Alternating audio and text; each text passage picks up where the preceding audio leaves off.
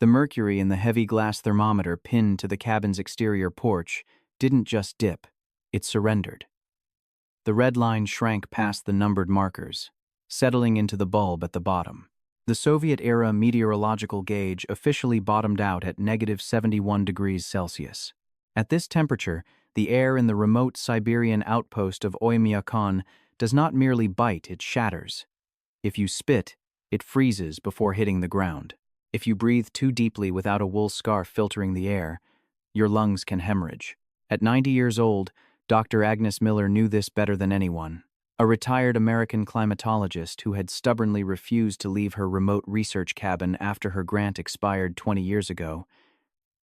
Agnes was no stranger to the brutal extremes of the taiga. Her hands, though knotted with severe arthritis, moved with practiced efficiency as she packed the cast-iron stove with dense birch logs. Lying on the braided rug beside the stove were her lifelines. Barnaby, a hulking one, 40-pound Alaskan Malamute whose thick double coat was built for the tundra, and Scout, a leaner, battle-scarred Siberian husky with one pale blue eye and one deep brown. They were usually placid, saving their energy for the bitter cold. But tonight, neither dog was sleeping. Scout paced the perimeter of the one-room cabin, a low, continuous growl vibrating in his chest. Barnaby sat squarely facing the reinforced oak door, his ears pinned flat against his skull. Agnes wiped a patch of frost from the inside of the double-paned window. Outside, the world was a void of swirling white death. "It's just the wind, boys," she murmured, though her voice betrayed her. She knew the difference between the howl of a Siberian gale and the unnatural, deadened silence that followed a large predator. Then, the lights flickered and died. The hum of the electric radiators faded into a terrifying silence. The diesel generator in the external shed had frozen. Without it, the wood stove alone wouldn't keep the cabin above freezing for more than a few hours. Agnes had no choice. If she stayed inside, she would freeze to death in her armchair by dawn. She needed to fetch the emergency kerosene heater from the shed. She layered herself in thermal wool, a heavy down parka, and thick reindeer hide mittens.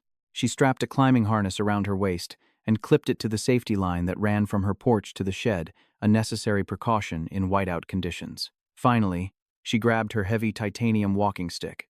"Stay," she commanded the dogs. But as she cracked the heavy door, the wind ripped it from her frail grip, slamming it against the exterior wall. Instantly, Barnaby and Scout bolted past her into the blinding storm. Agnes stepped onto the porch, the -71 degrees Celsius air hitting her face like a sheet of solid iron. Her eyelashes froze together instantly. She clipped her carabiner to the guide wire and began the agonizing 30-yard trek to the shed. The snow was thigh-deep, and every step required monumental effort from her 90-year-old heart. She was halfway there when she heard the scream. It wasn't a dog. It was a guttural, terrifying screech that sounded like a woman being murdered. The unmistakable cry of a large feline. Through the swirling snow, a massive silhouette dropped from the corrugated tin roof of the shed. It was a polar leopard, technically a rare, mutated offshoot of the endangered Amur leopard, pushed hundreds of miles north of its natural habitat by a desperate lack of prey. It was ghostly, pale, thick-furred, and completely starved. Weighing close to 200 pounds, it was an apex predator, driven entirely by the madness of hunger and the lethal cold. The beast landed squarely on Scout. The husky let out a yelp that was instantly cut short. "Scout!" Agnes screamed, her voice instantly snatched away by the gale. Before the leopard could sink its jaws into Scout's neck, Barnaby hit the cat like a freight train. The massive Malamute slammed into the leopard's ribs, sending them both tumbling into a deep snowdrift. A chaotic, terrifying blur of white fur, spotted gray hide, and crimson blood erupted in the darkness. Agnes didn't retreat. Adrenaline, entirely ignorant of her advanced age, flooded her veins. She unclipped herself from the safety line, a potential death sentence in the storm, and waded toward the melee. The leopard was too fast, too lethal. It rolled onto its back, eviscerating the snow with its hind claws, trying to disembowel the Malamute. Barnaby roared in pain but clamped his massive jaws firmly onto the leopard's foreleg, refusing to let go. Scout, recovering from the initial ambush, lunged back into the fray, tearing at the leopard's flanks. Agnes reached them just as the leopard managed to throw Barnaby off. The cat scrambled to its feet, its yellow eyes locking onto the easiest prey, the frail old woman. It coiled its hind legs to pounce. With both hands on her titanium walking stick, Agnes swung it like a baseball bat. The heavy metal shaft cracked across the leopard's snout with a sickening thud. The beast hissed, momentarily stunned, shaking its massive head. "Back to the house! Move!" Agnes shrieked at the dogs. Scout limped heavily, and Barnaby was bleeding profusely from his shoulder, leaving a dark trail in the snow that froze instantly. Agnes grabbed Barnaby's collar, hauling the massive dog toward the porch while keeping herself between the animals and the predator. The leopard, dazed but enraged, began to stalk them, its belly low to the snow. They tumbled through the front doorway. Agnes threw her entire body weight against the heavy oak door, slamming the iron bolt home just as a massive weight crashed against the exterior. The wood splintered, but the bolt held. Agnes collapsed onto the floor, gasping for air that felt like broken glass in her lungs. The cabin was already dropping below freezing. She crawled over to Barnaby. The Malamute's shoulder was shredded. Using the emergency medical kit from her coffee table, she applied a pressure dressing, her arthritic fingers fumbling with the sterile gauze. Outside, the wind howled, but underneath it, she could hear the scraping. The leopard hadn't left. Twist. Agnes looked up at the ceiling. The scraping wasn't coming from the door. It was coming from the roof. The beast wasn't just hungry anymore. It was freezing to death, and it could smell the residual heat of the cabin venting through the chimney structure. "No, no, no," Agnes whispered. Above the sleeping loft, the cabin's skylight, a reinforced plexiglass window, began to groan. The leopard was furiously digging at the snow solely covering it, its massive claws tearing at the weather stripping. Agnes knew she couldn't fight it inside. The cabin was too small, and she was entirely spent. She needed a weapon. She dragged herself to the emergency cabinet and pulled out a red phosphorus road flare and a heavy fire blanket. Crack. The plexiglass shattered. A deluge of negative 71 degrees Celsius air and snow plummeted into the center of the cabin, instantly extinguishing the warmth of the room. Through the jagged hole, the leopard dropped down. It landed on the dining table, crushing it under its weight. Up close, under the dim, battery-powered emergency lantern, Agnes saw the creature clearly. It was magnificent and terrifying. Its fur was matted with ice and Barnaby's blood. Its ribs showed starkly against its flanks. It was shivering violently. The first twist of fate became apparent.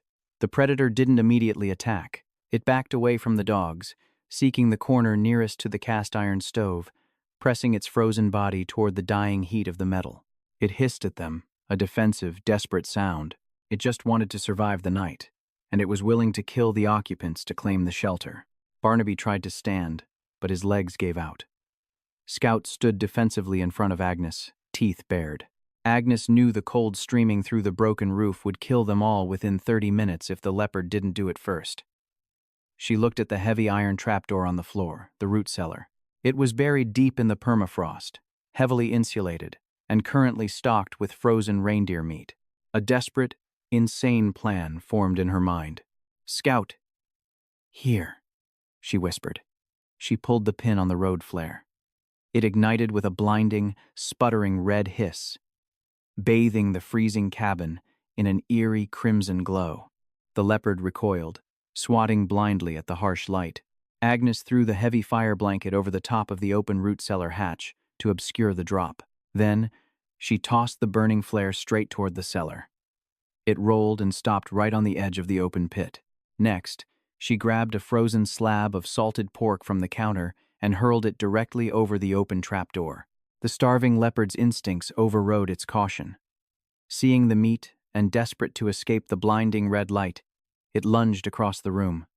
It hit the fire blanket, expecting solid ground.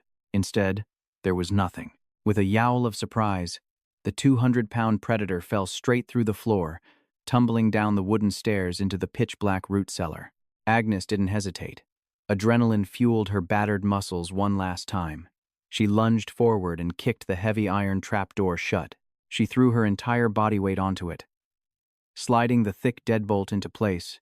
Just as the beast slammed against the wood from below, the floorboards shook. The leopard roared, a muffled, furious sound echoing from the earth beneath them. But the iron bolt held. Agnes sat on the trapdoor, her chest heaving, the icy wind from the broken roof swirling around her. They were safe from the beast, but now the cabin was exposed to the -71°C storm.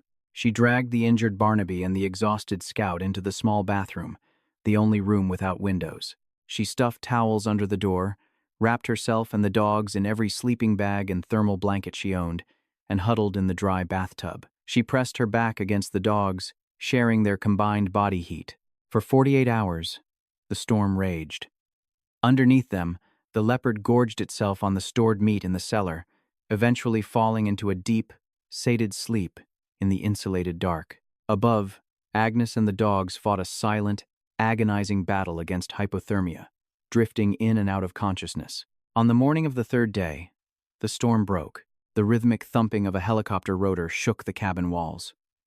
Adrian Higgins, an American rescue pilot, and Sarah Jenkins, a local medic, kicked down the splintered front door. They found the cabin a frozen ruin, covered in snow from the shattered skylight. "Dr. Miller!" Adrian shouted, his breath pluming in the freezing air. A weak thump came from the bathroom. Adrian forced the door open to find Agnes, blue-lipped and trembling violently, wedged between the two surviving dogs. "We've got you, Agnes. You're safe," Sarah said, rushing forward with chemical heat packs. As Adrian began to lift the frail woman, a low, rumbling growl vibrated through the floorboards. Adrian froze, his hand dropping to his sidearm. "What the hell is that?" Agnes managed a cracked, bloody smile, her voice barely a whisper. "Don't open the cellar, Adrian. We have a guest." Agnes Miller survived, losing 2 toes to frostbite. Barnaby required extensive surgery, but fully recovered, earning a titanium pin in his shoulder to match his owner's walking stick. The polar leopard, tranquilized by local wildlife authorities, was relocated to a specialized sanctuary in Yakutsk, fully fed, and having unwittingly saved itself from the storm by falling into a 90-year-old woman's trap. Against the deadliest cold on the planet and the apex predator of the ice, Agnes had proven that survival isn't always about who is the strongest. Sometimes, it's simply about who is the most unyielding.